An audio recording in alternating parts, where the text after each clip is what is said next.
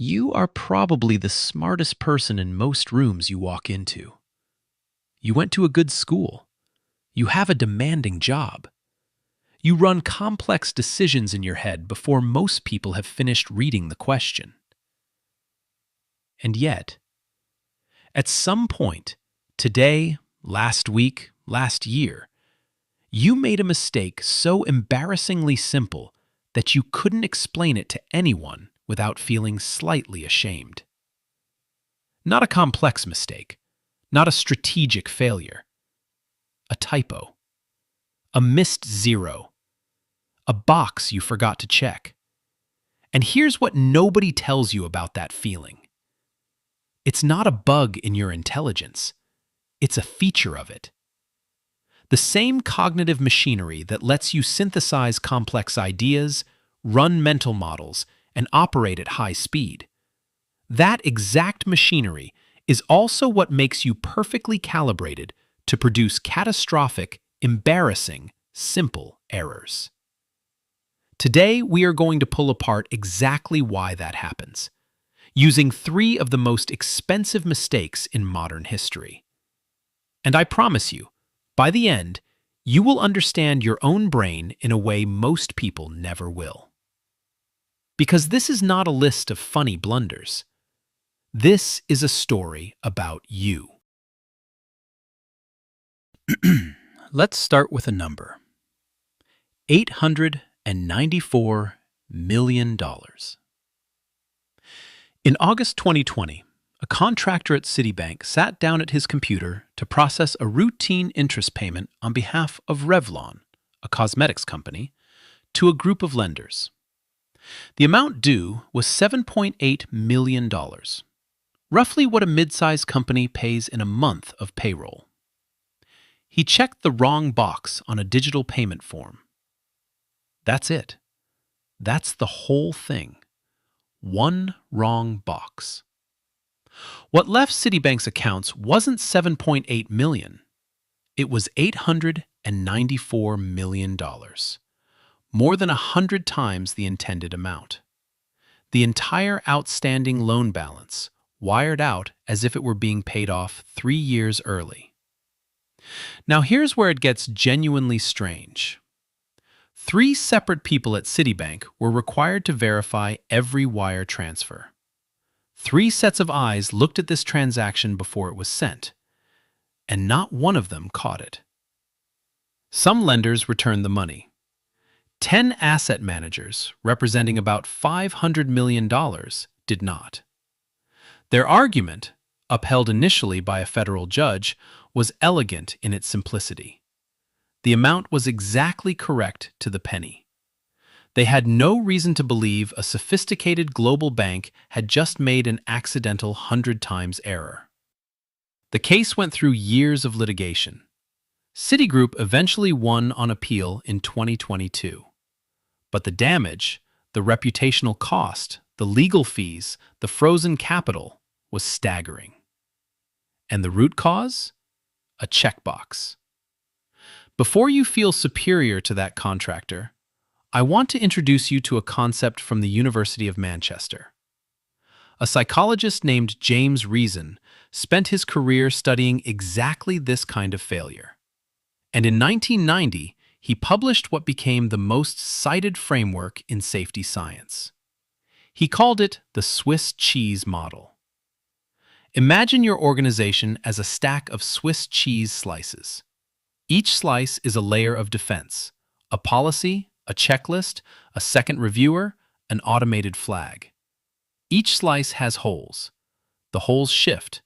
Most of the time, the holes don't line up, so errors are caught. But sometimes, under the right conditions, every hole aligns perfectly, and a hazard passes clean through every layer of defense without touching a single edge. That's not a story about a careless person. That's a story about a system that was designed to fail under certain conditions. Here's what Reason found that nobody talks about. The holes don't appear randomly.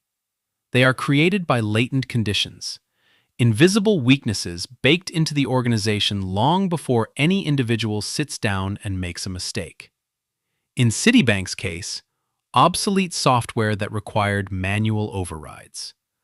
A UI so counterintuitive that the correct action felt wrong. Time pressure. A contractor, not a career employee, with lower institutional familiarity. The checkbox was not the cause. The checkbox was where years of latent failures finally surfaced. Now I want to go deeper. Because most people stop at human error and never ask the actual question.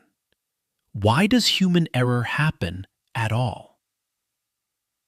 In the late 1980s, an educational psychologist named John Sweller was studying how people solve problems.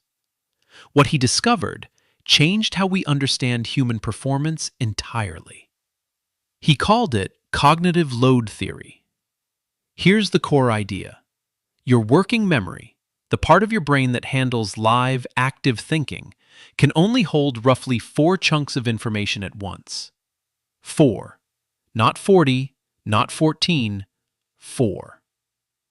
When you overload those 4 slots, your brain doesn't crash like a computer. It does something far more dangerous. It keeps going, but it starts cutting corners. It delegates complex tasks to automatic routines, habits, patterns, muscle memory, without telling you it's doing it.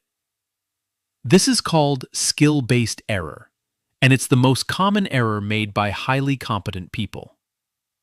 Here's the paradox. The more expert you become at a task, the more your brain automates it. This is efficiency.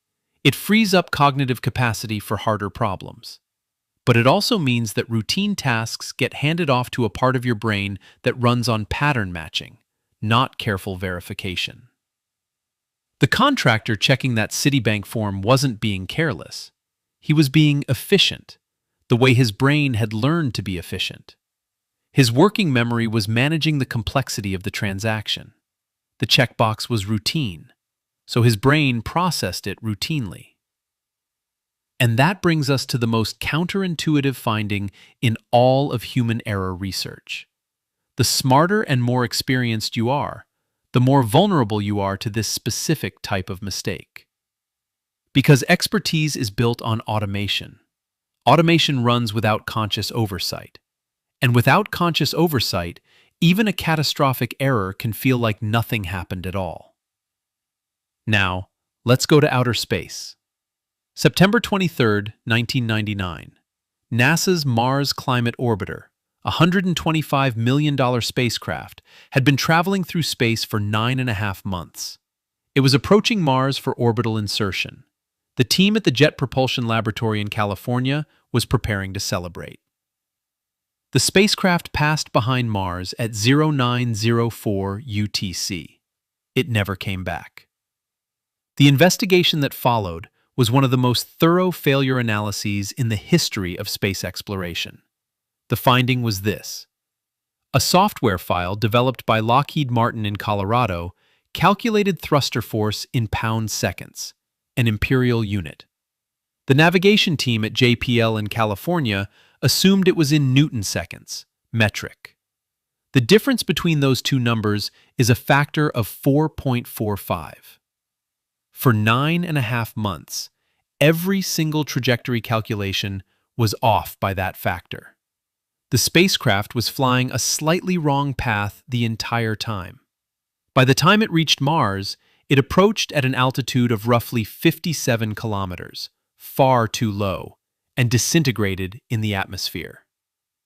$125 million, 9 months of mission, all of it, because 2 teams assumed they were using the same units. But here's what the postmortems reveal that the headline doesn't. NASA's own investigation board concluded that the root cause wasn't the unit error. The root cause was that multiple people noticed anomalies in the navigation data for weeks before orbital insertion, and those concerns were not escalated. This is where sociologist Diane Vaughan's research becomes devastating. Vaughan spent a decade studying the 1986 Space Shuttle Challenger disaster. What she found was something she called normalization of deviance. Here's what that means. In complex organizations, small deviations from correct procedure happen constantly. Usually, nothing bad results. And when nothing bad results, the brain does something deeply rational. It reclassifies the deviation as acceptable. The deviation gets repeated. Again, nothing bad happens. The reclassification deepens. The deviation becomes invisible, not because people are reckless, but because the human brain is genuinely, efficiently updating its model of what normal looks like. Vaughn's haunting conclusion: the people inside NASA who allowed the Challenger O-ring warnings to be dismissed were not villains. They were doing exactly what any rational person does in a high-pressure organizational environment. They were normalizing. And then the shuttle exploded. NASA's own review board said after the Mars orbiter, "The problem here was not the error. It was the failure of our systems engineering and the checks and balances in our processes to detect the error." You can almost hear Reason's Swiss cheese model in that. I want to challenge something now. Every story about human error ends the same way. We need better checklists, better training, better oversight. And those things matter. But there's a deeper problem that nobody wants to say out loud. In 2014, a junior trader at an unnamed Japanese brokerage sat down at his terminal at 9:25 in the morning. He was filling out an over-the-counter trade report. He confused two fields: the number of shares he was reporting and the value of the transaction. He entered the value, in yen, into the shares field. The resulting order, 67.78 trillion yen. $617 billion in trades across 42 of Japan's largest companies: Toyota, Honda, Sony, Canon. The order for Toyota alone was for 1.96 billion shares. That's 57% of Toyota's outstanding stock. The Japan Securities Dealers Association's post-incident review found something that should genuinely alarm you. The system had no mechanism to flag an obviously impossible order. There were no circuit breakers, no sanity checks, no automated alert that said, "This single order is 16 times the monthly volume of the entire market. Are you sure?" The orders were caught and canceled before most executed. A disaster was avoided by minutes. But here's the question that post-mortem keeps raising. If the human is always going to make errors, and cognitive science tells us they absolutely will, why are our systems designed as if they won't? This is the real villain of every story in this video, not the contractor, not the software engineer, not the junior trader. It is the persistent institutional belief that competence is the last line of defense, when cognitive science has known for 40 years that competence is the most brittle line of defense we have. John Sweller's research showed us that working memory fails under load. James Reason showed us that organizational defenses have holes. Diane Vaughan showed us that organizations normalize the warning signs. And yet, we still design financial systems that allow a trader to accidentally order more shares than exist. We still design payment software so complex that 3 reviewers miss 100 times error. We still build space missions where 2 teams assume the other converted the units. The error is human. The catastrophe is a choice. Let me bring this back to you. You have made a version of every mistake in this video. Not at this scale, but the same cognitive mechanism. The same brain running on autopilot during a routine task. The same normalization of a small deviation that became habit. The same assumption that the other person handled the thing you both thought was each other's responsibility. The research gives us something genuinely useful here. Not be more careful. That's useless advice. Your brain doesn't respond to that instruction. What it responds to is design. Here's what Reason's framework actually recommends. Stop optimizing for perfect human performance and start engineering for inevitable human imperfection. Build systems that assume the person will make the error and catch it anyway. Aviation did this. Commercial aviation went from catastrophically dangerous in the 1970s to statistically one of the safest activities you can engage in. Not because pilots got smarter, but because the system got better at catching pilot error before it became fatal. Checklists, redundant instruments, co-pilot culture that explicitly rewards speaking up. Medicine is in the middle of doing this, slowly, painfully, with enormous resistance from a culture built on the mythology of the infallible expert. Finance, as we've seen, is still largely at the stage of hoping the human doesn't press the wrong button. Now, here's the part I want you to sit with. Diane Vaughan's most unsettling finding wasn't about disasters. It was about what happens the day before a disaster.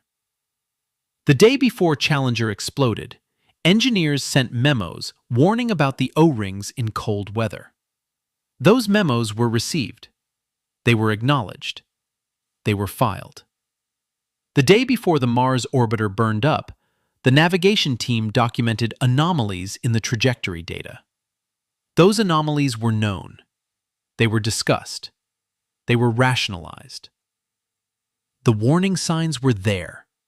They were visible. And they were invisible. Because the organization had trained its people to see them as normal. The question Vaughan's work leaves you with, and I think it's one of the most important questions anyone in a professional environment can ask, is this: what have I normalized? What deviation from good practice have you repeated enough times without catastrophe that it has become invisible to you? What warning signal are you reading as noise because it's always been noise until the day it isn't?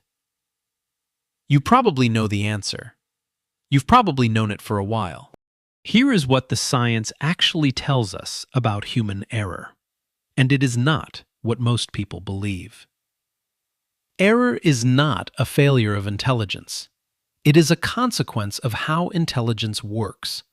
The same cognitive shortcuts that make you fast and effective also make you systematically blind to certain categories of mistake. Error is not random. It is patterned, predictable enough that psychologists can tell you, before you make a mistake, the conditions most likely to produce one. And error is not an individual problem. It is almost always a systems problem, wearing an individual's face. The contractor who checked the wrong box at Citibank wasn't a bad employee. The engineers at Lockheed Martin who used imperial units weren't incompetent. The trader who confused shares for value wasn't reckless. They were humans in systems doing exactly what humans in systems do. The billion-dollar typo is always waiting, in every organization, in every workflow, in every person. The only question is whether the cheese has enough layers and whether the holes line up today. If this made you think about your own work differently, that's exactly what it was designed to do. Subscribe, because next time we go somewhere even more uncomfortable.